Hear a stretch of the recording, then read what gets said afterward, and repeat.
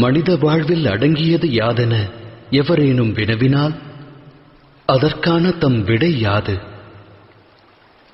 சற்றே சிந்தியுங்கள்.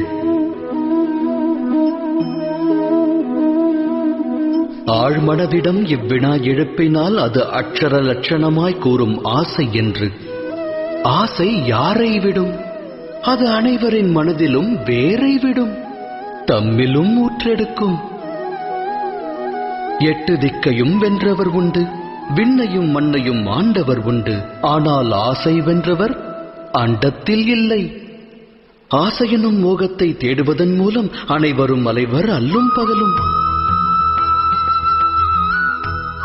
எனினும் மோகம் என்னும் அக்கூட்டில்தான் ஞானமும் வாசம் செய்கின்றது. அது எவ்வாறு? துளிர்விடும் மானிட ஆசைகள்